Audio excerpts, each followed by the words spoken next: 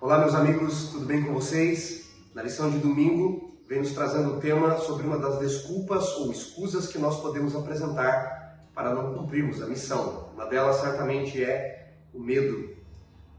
No entanto, o profeta Jonas é apresentado na lição como não querendo ir apenas com ou uma das razões pelo medo que ele sentia dos ninivitas. É bem verdade, como nos apresenta o livro de Naum e outros livros da Bíblia, de que os ninivitas eles eram pessoas terríveis, tiveram grandes reis como Senaqueribe, Tiglat-Pileser, e eram reis que de fato eles matavam de forma cruel. E poucos de nós, ou quase nenhum de nós, teríamos coragem de enfrentar os ninivitas e pregar para eles. Mas, além do medo, fora isso, Jonas também tinha um preconceito terrível, e o livro de Jonas, no capítulo 1, traz alguns detalhes interessantes. O livro de Jonas tem 4 capítulos. Tudo o que acontece no capítulo 1 acontece no capítulo 3. E o que acontece no capítulo 2 acontece no capítulo 4. Você já observou isso? É o que nós chamamos de estrutura quiástica, que é a letra X do grego, não é? Onde são iguais nas pontas e tem um centro, um ápice. Leia comigo o livro de Jonas, por favor, não deixe de anotar a riqueza do texto bíblico. Veja que o capítulo 1, verso 1 diz assim: veio a palavra do Senhor a Jonas, filho de Amitai. Agora note o capítulo 3 de Jonas, versículo 1.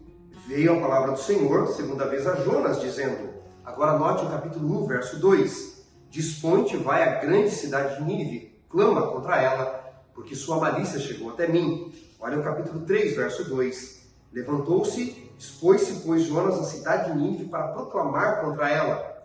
Capítulo 1, versículo 3. Jonas se dispôs para fugir, capítulo 3, verso 3. Jonas se dispôs para ir a Nínive. Você já percebeu? Tudo que está no 1 está no 3, tudo que está no 2 está no 4.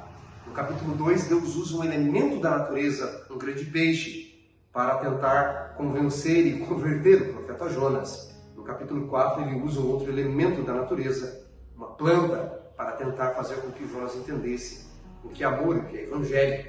Mais algumas riquezas do texto ainda que nós vamos vendo ao longo da semana. Volte a Jonas capítulo 1. Quando a palavra do Senhor aparece a Jonas, esse profeta que vive ali aproximadamente entre o ano 782, mais ou menos, a 753, o profeta Jonas. Jonas, ele aparece na narrativa bíblica como filho de Amitai. Você já notou isso? Acontece que essa não é a primeira vez que o profeta Jonas aparece na Bíblia. O segundo livro de Reis, abra lá comigo, por favor. Deixa o dedinho marcado aí no livro de Jonas, que nós vamos voltar para Jonas. Mas segundo Reis, capítulo 14, versículo 25, é a primeira vez que Jonas aparece na narrativa bíblica.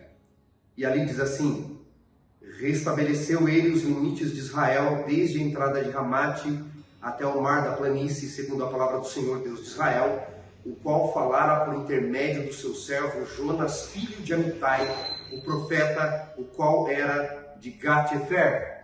Portanto, Jonas já exercia o ministério profético. Jonas já fora chamado para pregar a palavra e a vontade de Deus.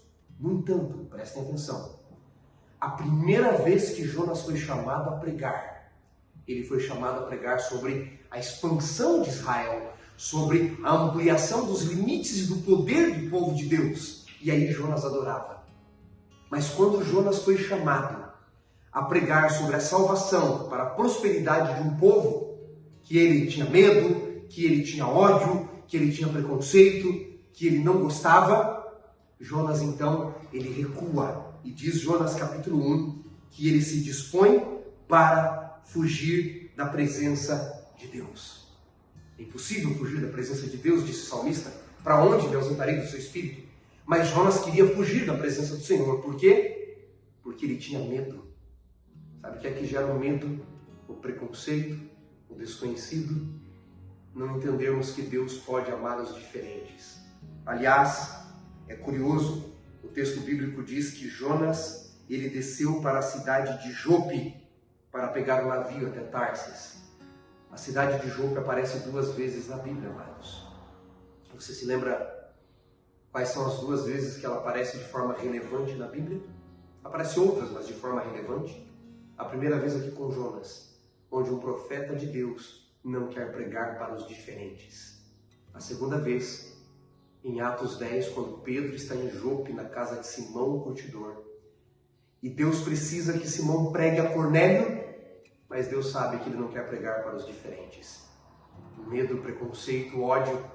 E nos dois casos, Deus tem que convencer o profeta de que o Deus do céu, ele ama os diferentes.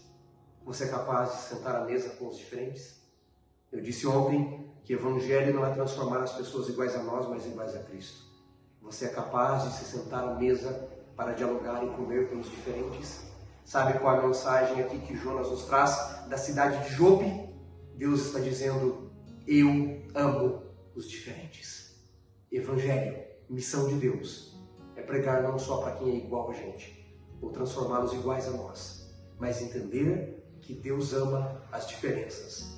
E as diferenças não nos tornam mais fracos, nos tornam mais fortes em Cristo Jesus. Que nessa missão de Deus, você e eu abramos mão do medo, do preconceito, do ódio, para entender que assim como Deus nos ama, pecadores como somos, Ele pode amar os outros também.